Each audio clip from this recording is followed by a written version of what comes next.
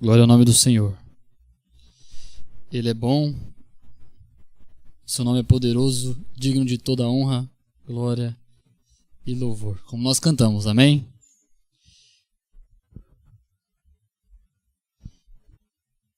Nós vamos ao nosso estudo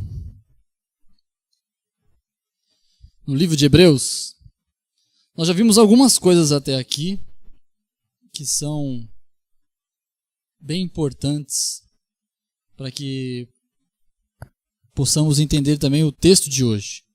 O texto de hoje é o capítulo de número 3. E eu vou convidar você a abrir sua Bíblia lá, para nós podermos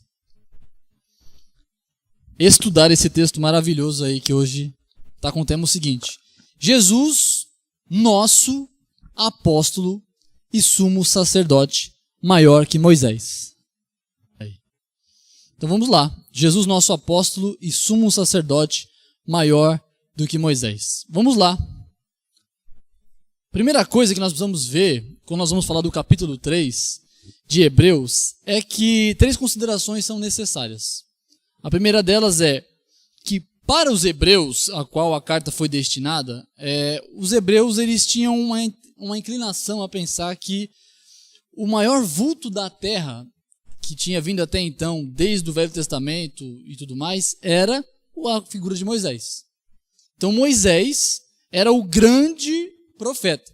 Na verdade, tinha até algumas linhas, existem algumas linhas até hoje, que acreditam que os escritos de Moisés são mais inspirados do que os outros textos. Então o Pentateuco seria ali o guardião da verdade de Deus e os outros são um pouco da verdade de Deus. São inspirados também, mas eles vão dizer que ali é a fonte da inspiração. Então até hoje tem esse tipo de gente que acredita dessa forma. Então os hebreus têm essa inclinação e os hebreus que a carta aos hebreus foi destinada provavelmente tinham esse pensamento também. Segunda questão, uma parte do povo acreditava que as leis eram de Moisés como autoridade última. Você vai ver, por exemplo, alguns fariseus que vão dizer o seguinte: nós somos discípulos de Moisés. Outros vão dizer assim, as leis de Moisés. É óbvio que nem todos, talvez a minoria, pensasse dessa forma, que Moisés realmente era o legislador. A maioria dos judeus acreditavam que Deus era o legislador e Moisés foi aquele que escreveu as leis. Mas existia uma parte que acreditava que Moisés era de fato um ser quase que supremo que habitou aqui também na terra. E terceiro ponto que é importante para a gente entender o texto do livro de Hebreus do capítulo 3, é que os judaizantes, que era aquela seita que acreditava que podia misturar o cristianismo com o judaísmo, eles acreditavam mesmo que podia incorporar a crença de que você guardando a lei você ia ser salvo e ao mesmo tempo crer em Jesus. Então, eu creio em Jesus para ser salvo, mas eu preciso guardar as leis. É sobre isso, basicamente, que o apóstolo Paulo vai escrever a carta aos Gálatas, para acabar com essa ideia dos judaizantes, ok? Então, isso é importante. Vamos começar então lendo nosso texto, lá em Hebreus, versículo de número... Pelo que, irmãos, santos, participantes da vocação celestial, considerai a Jesus Cristo, apóstolo e sumo sacerdote da nossa confissão. O versículo 1, ele é imprescindível para a gente entender todo o resto. O versículo de número 1, ele resume todo o capítulo 3. Por quê? Ele fala a respeito de considerar, de levar em conta, de prestar atenção, de colocar os olhos fitos em Jesus. Por quê? Porque Jesus ele tem 2 atributos aqui, 2 ofícios extremamente necessários e importantes, que nós vamos entender. O primeiro é, Jesus é apóstolo e Jesus é sumo sacerdote. Quando ele fala isso, ele está dizendo, irmãos santos. Ele está falando para quem? Para a comunidade que foi santificada por Cristo, para a igreja. A outra coisa que ele fala, participantes da vocação celestial. Ele está falando para quê? Está falando para quem? Para quem foi chamado vocação. Eu chamei a Carla. Estou vocacionando a Carla para trabalhar para mim, para trabalhar comigo. Isso é a vocação. A vocação é do céu e para o céu. A Carla vai trabalhar para o céu porque ela é do céu. Entendeu? Está falando de salvação, está falando de participar das coisas do alto. Ele fala assim, esse povo, a igreja, precisa considerar. que só pode ser santo e só pode ser habitante do céu se considerar que Jesus Cristo é o apóstolo e sumo sacerdote. Aí vem duas questões, né? A primeira questão é o que é apóstolo e o que é sacerdote. E aí eu quero falar com vocês rapidamente esses dois importantes. Como eu disse, o versículo 1 é principal para a gente entender o resto do capítulo. Então vamos começar falando justamente sobre o sacerdote. O que é o sacerdote? O sumo sacerdote, existia o sacerdote, existia o sumo sacerdote. Qual que é a diferença deles? O sumo sacerdote, ele era aquele que uma vez por ano, ele levava o sacrifício de todo o povo. Uma vez por ano ele entrava no Santo dos Santos. Os sacerdotes não entravam no Santo dos Santos. O único que entrava, nem os levitas entravam no Santo dos Santos. O único que entrava era o sumo sacerdote e uma vez por ano. A ideia basicamente era a seguinte: quando ele entrava essa uma vez por ano, era suficiente para perdoar. Quando ele levava você, representando você lá, representando os seus pecados que você cometeu o ano inteiro, era suficiente aquela entrada dele lá, para oferecer o sacrifício por você. Então ele, basicamente, o sumo sacerdote era quem representava o povo diante de Deus, ok? Então ele é aquele intercessor. Primeiro ele purificava ele mesmo, e depois ele levava para purificar o povo representado por ele, ok? Então isso era muito importante, é uma função que só o sumo sacerdote podia fazer. E Jesus é justamente esse sumo sacerdote real. O sumo sacerdote que tinha, como por exemplo Arão, que era irmão de Moisés, ele era o quê? Um tipo de sumo sacerdote.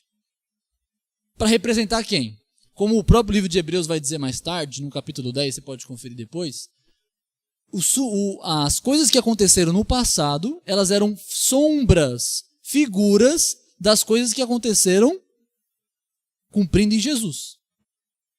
Então, o que era o sumo sacerdote de Arão? Era uma sombra. E o que é Jesus? É a mão. A mão que faz a sombra, entende? É o corpo, o objeto que faz a sombra. Jesus é a materialidade verdadeira das coisas. Ele é o sumo sacerdote verdadeiro. Arão não, é a sombra. É só para mostrar que viria alguém que seria suficiente, que entraria de uma vez por todas no Santo dos Santos e iria representar todos pelos seus pecados. Ok? Sumo sacerdote. Então é basicamente aquele que apresentava os homens diante de Deus. E o apóstolo?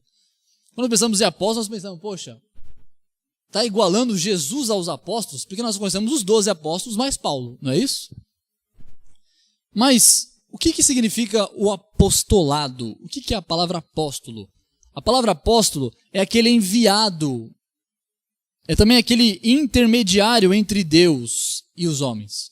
O sumo sacerdote é o intermediário que representa o povo diante de Deus. O apóstolo também é um intermediário que apresenta o povo, só que não diante de Deus, mas apresenta Deus diante do povo. Apóstolo basicamente é o enviado, aquele que é enviado. Então, Jesus, quando a Bíblia fala assim que Jesus foi enviado pelo Pai, porque Deus amou o mundo de tal maneira que enviou, a palavra ali é apóstolo. Foi enviado. É um representante legal de Deus. A ideia de apóstolo é aquele que representa alguém com a mesma autoridade, levando uma mensagem. Jesus, e essa representação, ela é a representação total. Então, por exemplo, quando Jesus veio para a terra, ele veio de fato com toda a autoridade de Deus. Toda a autoridade me é dada por Deus para que eu possa fazer isso. Ele fala que o livro de Isaías estava falando a respeito dele. Então, essa é a autoridade do apóstolo. E os apóstolos, eles só são apóstolos porque Jesus os envia para serem apóstolos dele. Então, os apóstolos foram os intermediários entre os homens e Jesus. E Jesus foi o intermediário entre nós e Deus. Então, o apostolado de Jesus é justamente isso. Ele representa Deus para os homens. Então, se o sumo sacerdote representa os homens diante de Deus, o apóstolo representa Deus diante dos homens, com autoridade e tudo mais. E é por isso que está um motivo pelo qual que a igreja cristã reformada, como a nossa, por exemplo, não aceita o apostolado dos apóstolos modernos. Porque alguém para dizer que tem a autoridade de Cristo, fazer pelo meio da sua boca, por meio dos seus escritos, como se fosse Deus fazendo, essa é uma coisa que ficou intimamente, exclusivamente dada para os 12 apóstolos mais Paulo, só. Acabou por ali. Então por isso que a gente rejeita a ideia do papado, por exemplo, rejeita a ideia de apóstolos na igreja cristã hoje, porque isso realmente, a palavra apóstolo é uma palavra muito forte, a qual Jesus instituiu 12 apóstolos e acabou. Mais Paulo, ok? Então o apostolado é isso. Isso é muito importante. O que nós vamos ver então, a partir de agora, é o versículo 2 até o versículo 4. Vamos entender então o que isso significa. Sendo fiel ao que o constituiu, olha só, quem constituiu Jesus? Deus. Deus é o que constituiu Jesus, apóstolo e sumo sacerdote, ok? Como também foi Moisés em toda a sua casa. Olha uma coisa bem interessante para a gente entender. Jesus tinha um papel de sumo sacerdote e de apóstolo, certo? Só que Jesus não foi o único que teve esse papel que acumulou função de profeta, ou melhor, de apóstolo e sumo sacerdote. Houve também alguém chamado Moisés. Moisés também foi, de fato, não oficialmente, mas ele foi alguém que representou os homens diante de Deus. Você vai ver Moisés, por exemplo, apresentando o povo. Quando o povo pedia alguma coisa, Moisés que ia interceder pelo povo. E também era Moisés que trouxe a lei de Deus para o povo. Então, de fato, Moisés era um apóstolo e um sacerdote. E aqui está aí o motivo pelo qual o escritor de Hebreus vai começar a argumentar para mostrar por que Jesus é superior a Moisés. Porque tinha a chance dos judeus pensar o seguinte: não, mas não é só Jesus que é apóstolo e sumo sacerdote. Moisés também era. E Moisés, para os judeus, como nós já vimos, ele era o cara. Ok? Então, foi fiel àquele que o constituiu Jesus como apóstolo e sumo sacerdote. E o foi Moisés também em toda a sua casa. Porque ele é tido por digno de tanto maior glória do que Moisés. Veja, o texto fala aqui que, embora os dois fossem fiéis, tanto Jesus no seu ministério sacerdotal e apostólico foi fiel, Moisés também foi, ele diz que Jesus foi mais excelente. Por que Jesus foi mais excelente? Por vários motivos, mas vamos citar alguns aqui. Primeiro, a missão de Cristo foi muito mais difícil do que a missão de Moisés. Não é verdade? Primeiro, Moisés, ele tinha que levar o povo da Terra Prometida do Egito até a Terra Prometida. Jesus tinha que levar o povo dos seus pecados para a luz, né? Das trevas para a luz. É bem diferente. O segundo motivo é que a qualificação para fazer tal missão é bem e infinitamente superior do que a de Moisés. Pensa bem. Para fazer o sacrifício que Jesus fez, para fazer a missão que Deus enviou Jesus para fazer, exigia pureza inata. Qual homem tem pureza inata? Nenhum. Todos pecaram, até Moisés. Exigia poder, exigia sabedoria, exigia uma série de coisas que Moisés não tinha, que Moisés recebeu. Para você lembrar e você entender o que eu estou dizendo, Moisés, quando é chamado para o ministério, o que acontece? Ele fica resmungando com Deus, falando o quê? Deus, eu não sei falar. Aí que Deus fala para ele, quem foi que criou a boca? Então quem capacitou Moisés para fazer o que fez foi Deus. Enquanto que Jesus não, a sua capacidade era inata. Moisés nunca poderia fazer. Então, por que a fidelidade de Jesus na sua obra como sacerdote, sumo sacerdote, foi superior? Porque tanto a qualificação como também a missão era muito bem mais complexa, bem mais difícil, bem que Moisés não daria conta de forma alguma, ok? Então, Jesus é infinitamente superior a Moisés. E o texto vai continuar dizendo o seguinte: quanto maior honra do que a casa tem aquele que a edificou. E ele usa aqui uma metáfora para falar a respeito da diferença de Moisés e de Jesus. Ele usa a metáfora da casa. A metáfora é a seguinte: imagina um construtor faz uma belíssima casa e você vai lá e fala assim, nossa, que casa linda. A pergunta que eu faço para você e o que o texto faz para a gente é a seguinte: essa qualidade, essa beleza dessa casa, ela é da casa ou ela é graças ao construtor? Graças ao construtor. Então ele vai dizer justamente esse argumento. Ele vai falar assim, aquele que teve a criatividade não foi a casa, mas foi aquele construtor. Ou aqui ele vai dizer edificador. Então a honra de ter uma bela casa, a honra de ter um ministério profícuo, não é daquele que é a casa, mas daquele que construiu aquela casa. Ele vai dizer isso mostrando que, versículo 4, porque toda casa é edificada por alguém, mas o que edificou todas as coisas é Deus. Em outras palavras, o que ele está dizendo é, Moisés foi alguém que fazia parte da construção. Ele foi de fato um edificador, mas um edificador que foi capacitado por Deus e também foi edificado por Deus. Quem edifica todas as coisas no final das contas é Deus. Então quando vem um contraste entre Moisés e Jesus, quem capacitou Moisés a fazer o que fez foi o próprio Jesus. Então não dá nem para contrastar um com o outro.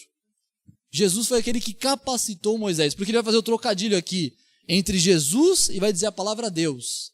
E aqui já é mais um motivo aí para a gente crer da doutrina da união hipostática de Cristo, que Jesus Cristo é 100% homem e 100% Deus. Novamente aqui ele mostra que Jesus é Deus, que Jesus é o que edificou a casa, que Jesus é de fato esse maioral acima de tudo e de todos. Então nós vamos para o versículo 5. O versículo 5 mostra de novo aí, com mais clareza, como Jesus é maior do que Moisés. Olha o que o texto fala. E na verdade, Moisés foi fiel. Isso é uma coisa importante. Ele foi fiel em toda a sua casa. Mas, como? Como servo. A diferença de posição aqui ele coloca. Além de ser as qualificações, além da missão ser muito mais difícil, além de ter uma série de coisas, aquele que edifica a casa em aquele que é edificado, ainda ele mostra a posição de cada um. Moisés era um servo. E Jesus era o quê? Filho. O filho herda a casa. O servo trabalha na casa. Então, os apóstolos, os profetas, os obreiros, presbíteros, eles são aqueles que são servos. Mas nós temos que fazer uma observação aqui. A palavra servo usada aqui é uma palavra que não é um servo qualquer. Aqui o escritor de Hebreus não está tentando diminuir a importância de Moisés. Porque de fato, entre todos os vultos que tiveram no passado do Antigo Testamento, Moisés é o maior mesmo. Não tem nem como dizer. Por isso que a palavra que ele usa aqui no original é uma palavra diferenciada. Não é doulos, que é uma palavra para dizer servo. Não é diáconos. É outra palavra, que é uma palavra que mostra a importância que Moisés tinha no seu ofício de servo. Ok? Então nós não podemos deixar isso de lado. Então, além de ele ser servo e Jesus ser o Cristo, de Jesus ser o Filho, que é o herdeiro de todas as coisas, ainda o servo ele tinha uma função. Qual que é a função? Para testemunho das coisas que haviam de anunciar. Ok? Então o que Moisés faz? Moisés é aquele proclamador das coisas que iriam acontecer. Se você pegar, por exemplo, o livro de Moisés, o 5º livro de Moisés, que é Deuteronômio, o que está acontecendo ali? No capítulo 18, ele fala o seguinte: haverá de vir um profeta semelhante a mim, que vai fazer o quê? Uma obra muito maior do que a minha, que vai salvar o povo dos seus pecados. O que Moisés está dizendo no capítulo 18 de Deuteronômio? Ele está anunciando que viria o Messias. Então, o servo anuncia o filho. Ok? E o filho faz o quê? Ele anuncia o quê? Ele mesmo. Olha a diferença. Porque Cristo, ele é o centro de todas as coisas. Jesus Cristo é o âmago de todas as coisas. Então, Moisés falava sobre Cristo. E Cristo falava sobre si mesmo. Porque ele era, de fato, o grande anúncio que havia de vir para salvar toda a humanidade. A qual, a casa, olha só o que ele vai dizer, a qual a casa somos nós.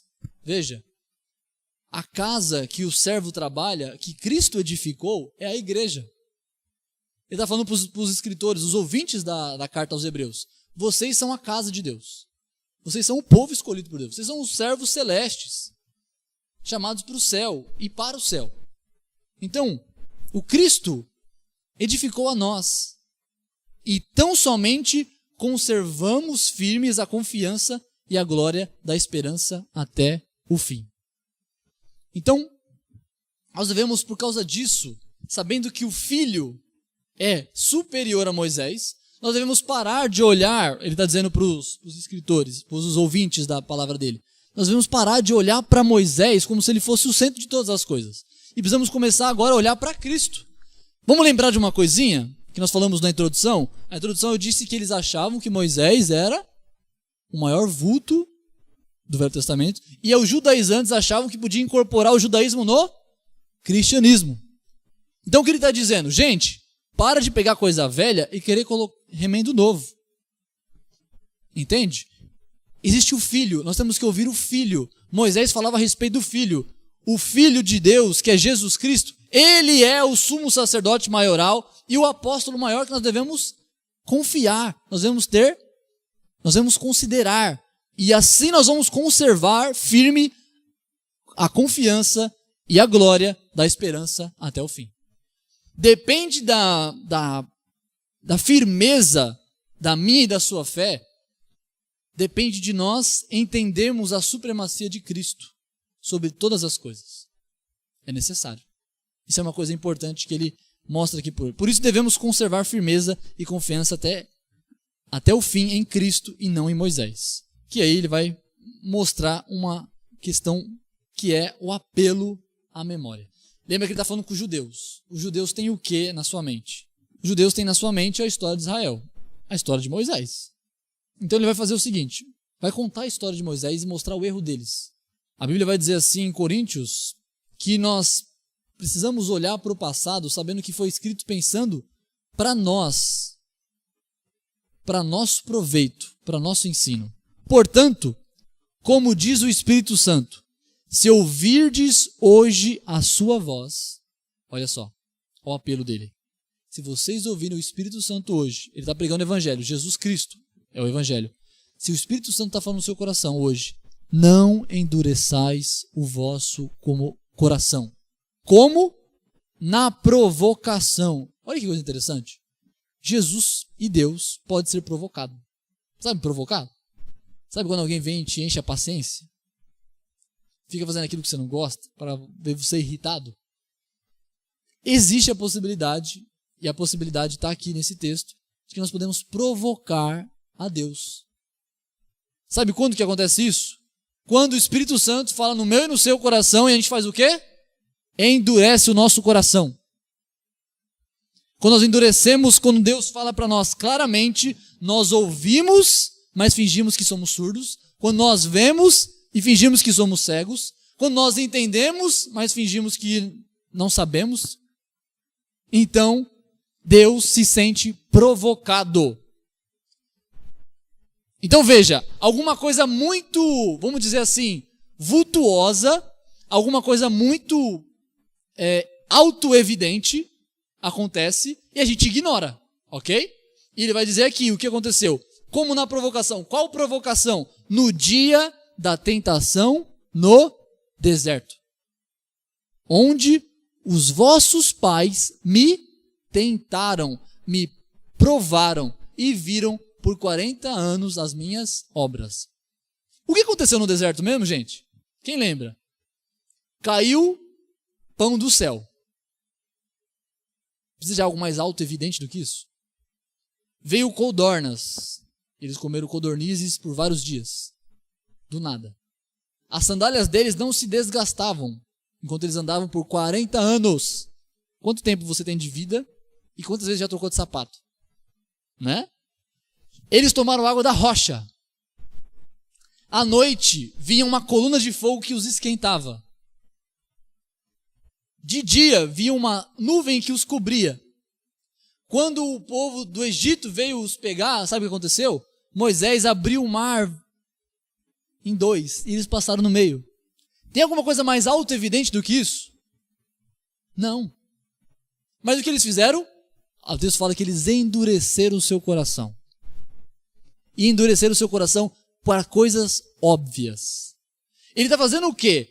Vamos lembrar do versículo que a gente acabou de ler, versículo 6. Ele está falando sobre pessoas que estão vendo a diferença entre Cristo como apóstolo sumo sacerdote, que ele é o supremo sumo sacerdote, que ele é o supremo apóstolo, aquele que nós podemos crer para ter a vida eterna, e eles estão querendo trocar por Moisés, ok? Ele está falando o seguinte, é nítido que Jesus é maior que Moisés. É tão nítido quanto o povo no deserto viu todos esses negócios por 40 anos.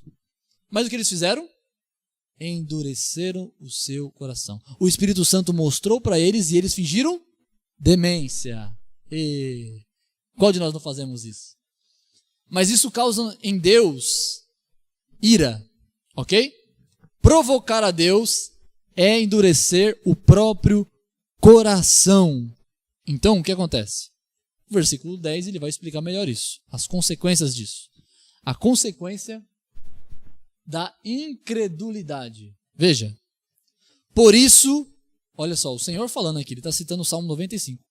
Por isso me indignei contra esta geração e disse, estes sempre erram em seu coração e não conhecem os meus caminhos. Assim jurei na minha ira que não entrarão no meu repouso. Vamos lembrar de uma coisinha aqui. Por isso o quê? Vamos lembrar, vou recapitular para a gente entender bem esse texto. Por isso o quê? Ele está falando de alguma coisa aqui, por isso. Acabei de falar isso aqui, ó. Por isso o quê? Endurecer o seu coração em coisas que eram auto-evidentes. Então ele está falando para um povo que sabia quem era Jesus, que já tinha confessado a Jesus, que no versículo de número 1 ele disse o quê? Meus irmãos. Ele está falando para a igreja. Está falando para a gente, gente, vocês que já sabem que Cristo é isso. E vocês estão endurecendo o coração, depois de saber tudo isso. Então, o Senhor jurou na sua ira, que vocês o provocaram, por endurecer seus corações, que ele não deixaria esses que olham para trás, esses que na hora que estão na vida com Cristo, eles decidem mudar a rota porque as dificuldades ou alguma coisa do tipo acontece no meio do caminho, e ele fala assim, não, é melhor eu voltar para o que eu era antes, na minha vida passada antes de Cristo, porque eu acho que Cristo agora não é suficiente para mim. Lembra que eles estavam passando por perseguição, estavam querendo abrir mão da vida com Cristo para voltar ao judaísmo, que era um pouco mais seguro, porque o Império Romano não estava perseguindo os judeus naquela época. Então, ele está falando, essa traz indignação diante do Senhor. E ele diz o quê? Que não entrarão no meu repouso. É a consequência da incredulidade proveniente do coração duro. E o repouso aqui, no texto, fala a respeito de coisas importantes. A primeira delas é que o povo viu as coisas e não aceitou como deveria ser. Amém, Deus abençoe. E outro que aconteceu foi Moisés. Lembra dos 12 espias? Os 12 espias entraram na terra prometida. Na verdade, eles olharam, viram que ela era uma terra boa. E aí o que aconteceu? Eles voltaram. Dos 12 espias, 10 acharam empecilho. Falaram, nós vamos ser esmagados. Começou a agitar o povo. Falar, nós vamos ser esmagados, eles são gigantes, eles vão nos comer igual pão. Eles são muito maiores do que nós. Eles tiveram incredulidade. Eles não acreditavam que o Deus que fez tudo o que fez até ali, nos 40 anos, iria conseguir entregar para eles aquilo que havia prometido. Então, em outras palavras, Deus não tem o poder suficiente, Deus não consegue fazer, isso aqui não vai dar certo. Incredulidade. Eles vieram e agitaram o povo, trazendo medo e temor. O que aconteceu? Somente 2 desses todos ficaram com seus ânimos mantidos, persistentes. Foi quem? Josué e Caleb. O resto, até Moisés e Arão, o texto fala assim que eles abaixaram a sua cabeça e lamentaram. A Bíblia fala assim que Deus se manifestou com muita ira e falou o quê? Todos aqueles que não creram não vão entrar na terra prometida. O que aconteceu? Nem Moisés entrou na terra prometida. Por quê? Por causa da incredulidade. Até Moisés não entrou na terra prometida. O povo ficou com o seu coração duro. O povo ficou com o seu coração provocando a Deus por causa da incredulidade. E isso gerou, então, que Deus jurasse. Veja uma coisa. Imagina, se você jura, você tem que ser fiel à sua palavra, certo? Mas a gente ainda dá uns, volta, muda de ideia e tudo mais. Mas Deus não volta atrás. O texto diz que Deus jurou que quem não crer nele, não crer em Cristo como apóstolo e sumo sacerdote, não vai entrar no repouso. Qual que é o repouso? O novo céu e a nova terra. Nesse contexto aqui, era Nova Canaã para eles. Era para entrar na terra prometida. Mas para nós aqui, no Novo Testamento, lembrando que era sombra passada, reflete o que é de fato. Então, a Nova Canaã só representava um tipo de céu, que seria algo que a gente vai viver na volta quando Jesus inaugurar com seu poder e grande glória para nos buscar. Então, não vai entrar nenhum incrédulo no céu. E o incrédulo é quem? Aquele que ouve as palavras de Deus. Aquele que vê que é autoevidente a verdade de Deus, mas ele decide petrificar o seu coração e não deixar a verdade entrar. Então, nós temos que crer que Cristo é o único sumo sacerdote que nós devemos confiar para a vida eterna. Versículo 12 e versículo 13. Aqui ele traz uma advertência e uma prudência. Lembrando desse assunto ainda, ele vai advertir eles e falar a respeito de como então, é uma pergunta, como então a gente pode não ser incrédulo diante dessas dificuldades? Como?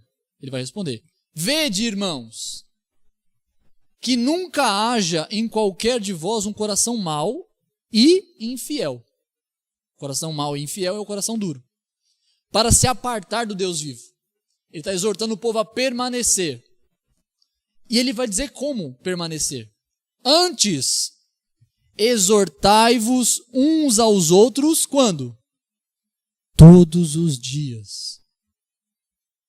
Durante o tempo que se chama hoje.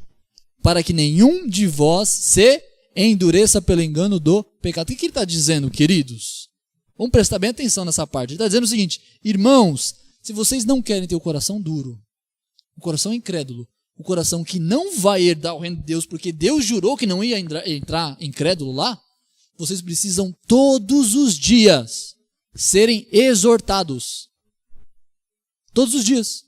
Todos os dias eu e você precisamos ser exortados pela palavra de Deus a nós depositarmos a nossa confiança em Jesus Cristo, porque senão a gente sabe o que a gente faz. A gente esquece. A gente é igual o povo de Israel. O povo de Israel está lá, está vendo as maravilhas de Deus, está vendo tudo acontecendo, de repente, ai, como eu queria voltar para o Egito. Veja que a situação do povo hebreu aqui é a mesma do povo do Egito. Está no caminho com Cristo, está em direção a Cristo, está indo em direção ao Senhor e Consumador da nossa fé, e de repente fala: acho que eu vou voltar para o judaísmo. Acho que eu vou voltar para a minha vida antes de Cristo. Deus abomina esse tipo de conduta. Deus abomina. Por isso que ele jurou: não vai entrar no meu repouso. Então nós precisamos ser exortados. Por isso que a necessidade minha e sua de virmos aos cultos. A necessidade minha e sua de orarmos todos os dias. A necessidade nossa como igreja, nós precisamos ter cultos devocionais, queridos. Segunda, terça, quarta, quinta, sexta, sábado, domingo, de novo. Segunda, terça, quarta, quinta, até a consumação dos séculos. Eu e você precisamos abrir a nossa Bíblia todos os dias na nossa casa e na igreja para sermos exortados, para que não venhamos a ter um coração mau e infiel que vai irar o coração de Deus e vai nos fazer desandar. Olhar para trás, abandonar o caminho. É necessário, todos os dias, durante o tempo que se chama hoje, para que nenhum de vós se endureça pelo engano do pecado. E aqui vai mais uma informação. Não é só para nos encorajar e nos manter a fé em Cristo, mas é para nos manter santos. Quer fugir do pecado? Quer se afastar do pecado? Venha ouvir a palavra de Deus na igreja, leia a palavra de Deus em casa, viva uma vida devocional.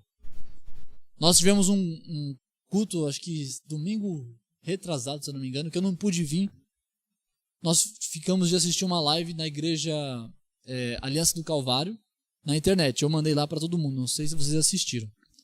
E lá ele falava a respeito da importância do culto doméstico. Queridos, culto doméstico é o cumprimento dessa palavra aqui.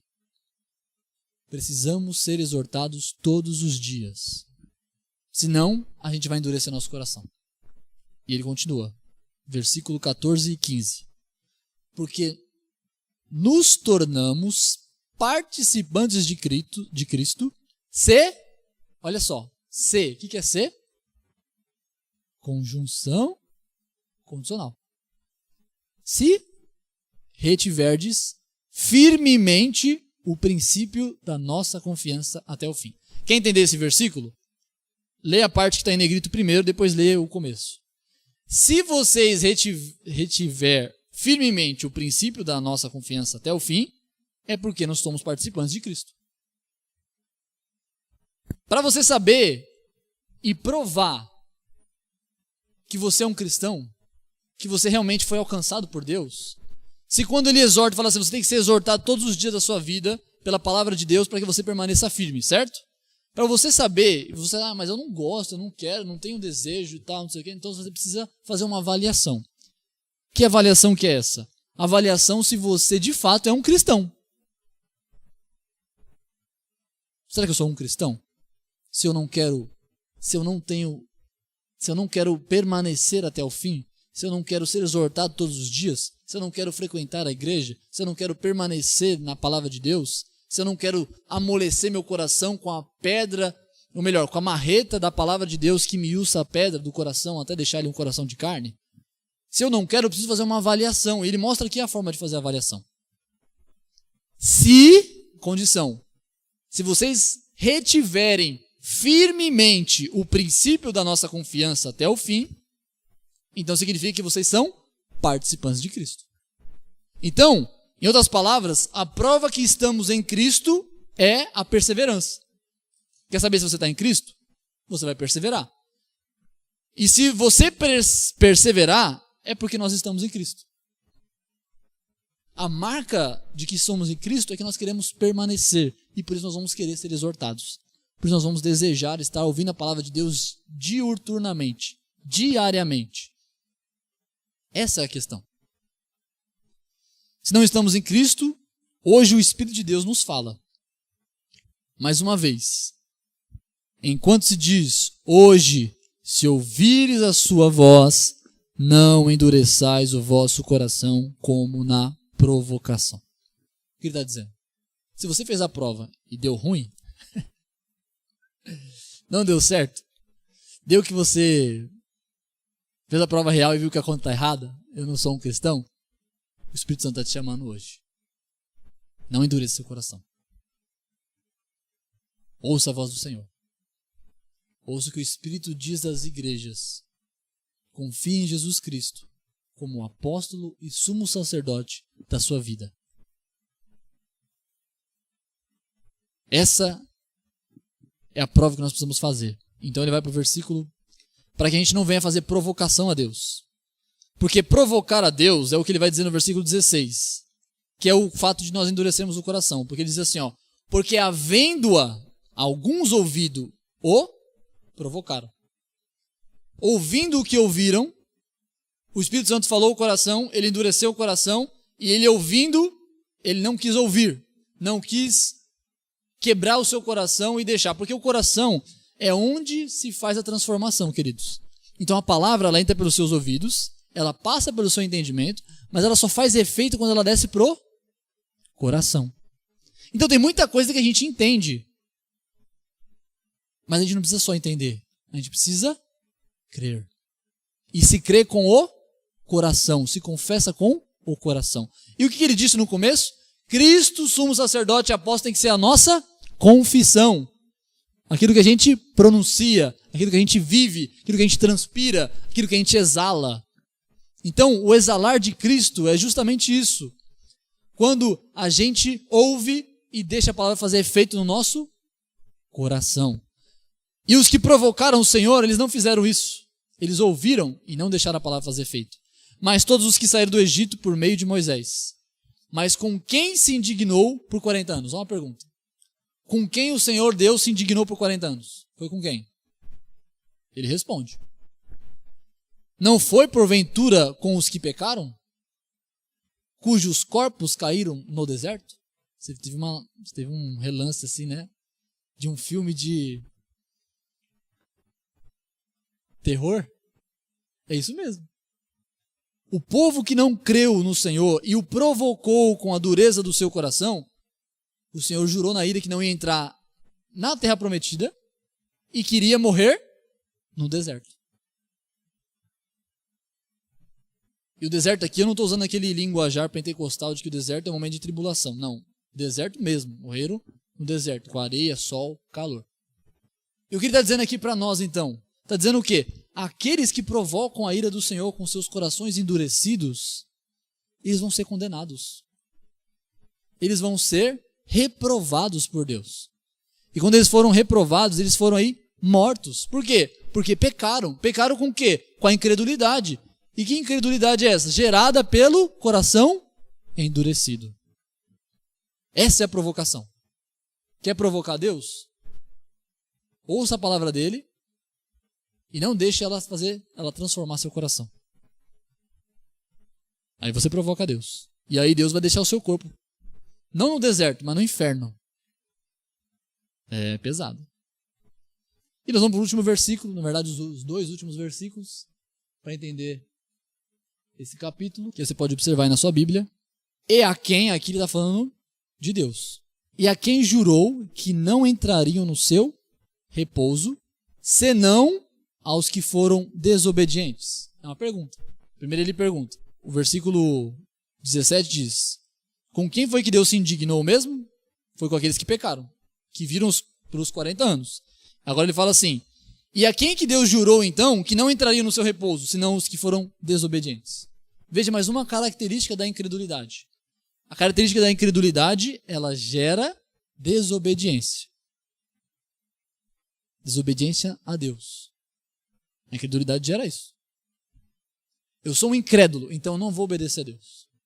Eu recuso a obedecer a Deus. Eu não tenho motivo para obedecer a Deus. Então ele é um desobediente. Ele é um rebelde. E a Bíblia diz o quê? Que Deus jurou que a esses, eles não. E a desobediência como é que a gente sabe que ela é fruto da incredulidade? Porque o 19 diz assim: e vemos que não puderam entrar por causa da sua incredulidade. Deus jurou que não ia entrar nenhum desobediente. E aí depois ele diz: não entrou por desobedientes porque eles eram incrédulos. A incredulidade gera desobediência. A desobediência gera provocação. E tudo isso por causa do quê? Por causa que a palavra de Deus foi lançada ao coração e endureceu. Você quer ver como é que isso é forte? Eu vou dar um exemplo aqui disso no dia a dia. A Isabela outro dia pegou e leu um Instagram, no Facebook, não sei, de uma pessoa que estava evangelizando no metrô. Aí a pessoa comentou o seguinte: o que mais me aborrece nos cristãos é que eles acham que todo mundo precisa de Jesus. Pra gente isso soa ruim, né? Mas pro mundo isso é uma coisa natural. Eles falam assim: eu não preciso de Jesus, cada um com a sua religião, cada um com o seu santo, cada um com suas crenças. Mas isso é o quê? Ouvir a palavra e endurecer o coração. Quando você chega para alguém e fala assim: isso aí é pecado, aí fala: tô nem aí. Endureceu o coração. Quando a pessoa vem e passa na frente da igreja e sabe que tem um culto ao Senhor verdadeiro, ele fala assim: eu não vou não. Endureceu o coração. Por que você acha que a Bíblia fala assim que todos pecaram e separados estão da glória de Deus? Porque são incrédulos, de coração duro, que são desobedientes e provocam a ira de Deus. Queridos, se é assim com os ímpios, mais zelo Deus tem pela sua igreja. Deus tem zelo por mim e por você. Por isso que a mensagem de Deus a lição é: considerai a vocação do céu e para o céu, que o santificou. Santificou quem? Nós, a igreja, por meio da fé em Jesus Cristo, que é o apóstolo e sumo sacerdote nosso. Nós temos que crer em Cristo como o único e suficiente Salvador, como aquele que representa nós diante de Deus, como sumo sacerdote, e representa Deus diante de nós como apóstolo. Cristo é aquele que mostrou para nós, é aquele que intercede por nós. Não é a Nossa Senhora, não é a Aparecida, não é ninguém, não é os santos, não é ninguém. A Bíblia fala assim, nenhum nome foi dado entre os homens o qual podemos invocar para sermos salvos, a não ser o nome de Jesus. Jesus é o intermediador entre o homem e Deus. Ele é a ponte que liga o homem a Deus. Por isso que Jesus disse, eu sou o caminho, a verdade e a vida, ninguém vai ao Pai se não for por mim. É o quê? A função de Cristo como apóstolo, a função de Cristo como sacerdote. Ele levou os nossos pecados de uma vez por todas, para nunca mais precisar fazer nada. Ele levou na cruz, para que nós, confiando na cruz, no que Ele fez na cruz, possamos ser perdoados dos nossos pecados e sermos representados por Ele diante de Deus. Cristo, como apóstolo, veio na terra e representou Deus aqui na terra. Agora Cristo está nos céus e faz a função de sumo sacerdote em representar e interceder por mim e por você diante de Deus. Sabe o que isso deve gerar no meu e no seu coração? É um cuidado divino por nós. Então nós temos que fazer o quê? Sermos exortados todos os dias pela palavra de Deus, todos os dias confiar no Senhor, porque Ele foi fiel em vir aqui como apóstolo e agora Ele está lá como sumo sacerdote. Nós temos que crer nele e jamais olhar para trás, jamais desviar o nosso olhar, jamais desviar o nosso foco, a não ser no consumador da nossa fé. É Ele, é por Ele que é superior às leis, que foi o que instituiu as leis, que foi o que capacitou Moisés, que foi o que instruiu a palavra de Deus, que trouxe eu e você até aqui. É Ele que nós devemos estar com os olhos fitos. Não é no pastor, não é no irmãozinho que está do lado, não é naqueles que deixaram de vir, não é em ninguém, é em Cristo. O nosso ânimo deve estar pautado em Cristo. Considerai, o texto vai dizer, considerai quem?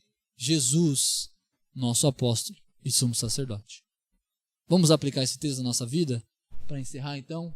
Vamos lá, queridos. Algumas lições aqui que nós aprendemos nessa noite. Jesus é o intermediário entre Deus e os homens.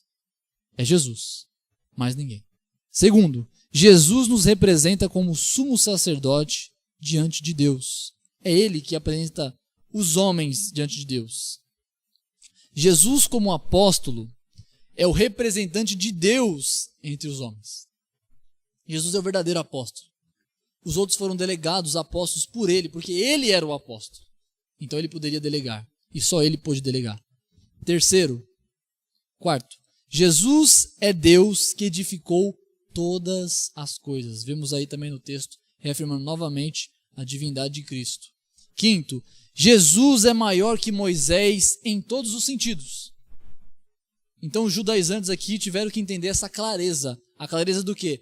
Que Jesus, tão evidente quando os milagres que aconteceram no deserto, Jesus é de fato superior e é o mestre que Moisés anunciou no seu ministério. Sexto, não podemos endurecer nosso coração diante de Deus. Sétimo, precisamos diariamente ser exortados contra a dureza do coração. Por isso a necessidade de virmos à igreja, a necessidade de ouvirmos a palavra de Deus, de fazermos nossos devocionais diários. Se você não consegue fazer de manhã, faça à tarde. Se não pode fazer à tarde, faça à noite. Se não pode fazer nem à tarde, nem à noite, nem de manhã, faz de madrugada, mas faça. Não deixe de ser exortado pela palavra de Deus todos os dias. A prova que estamos em Cristo e Cristo em nós é que permanecemos ou perseveramos. Então, quer saber se você é um crente de verdade? Veja se você está perseverando. A vida de Cristo está mantida em você? Então é Cristo que está te sustentando. Outro, coração duro é provocação contra Deus. Queridos, venhamos ser amaciados pela palavra de Deus. A Bíblia fala assim que a palavra de Deus ela pode ser uma coisa bem agradável, que desce como mel. Mas para aquele coração duro, ela é como uma marreta que esmiuça a pedra. É por bem ou por mal. Mas se você mesmo assim resistir, isso vai ser provocação contra Deus. Por isso, também, que a coração duro gera incredulidade. A incredulidade em Jesus é o motivo da desobediência. Quando nós não cremos em Jesus, nós estamos desobedecendo a Deus. E a incredulidade é o motivo de não entrarem no repouso e motivo também da condenação. Portanto, creiamos. Por isso, sejamos exortados todos os dias. E por último, o Espírito Santo nos chama hoje, através dessa palavra, a fé e arrependimento em Cristo Jesus. Não endureça seu coração. Amém? Que essa palavra, no nome de Jesus, possa descer e ir não só na sua mente entender, não só pelos seus ouvidos escutar, não só pelos seus olhos ver, porque deve slide, né? Mas que possa descer o seu coração e seja quebrado toda pedra que venha tentar desmerecer a palavra de Deus e que no nome de Jesus ela possa fazer efeito e gerar fruto, e gerar bênção, gerar transformação e você ser daqueles condecorados que o Senhor vai abençoar, salvando, trazendo a sua graça, trazendo aí para perto dele no seu repouso. Amém? Vamos orar, feche os seus olhos, vamos falar com Deus. Obrigado, Pai amado, pela tua palavra. Te agradecemos porque o Senhor nos ensinou, nos instruiu. Queremos crer cada vez mais em Cristo Jesus, que é aquele que nos representa diante de Ti e que representa o Senhor diante de nós, Pai.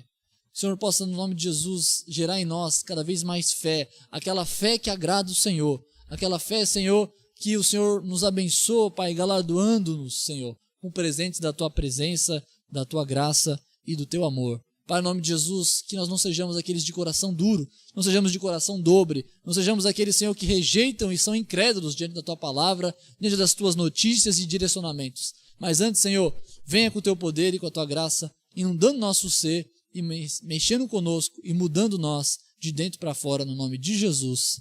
Amém. Glória a Deus. Querido, nesse momento, nós vamos ter um momento de ofertar na casa do Senhor. Se você deseja ofertar na casa do Senhor,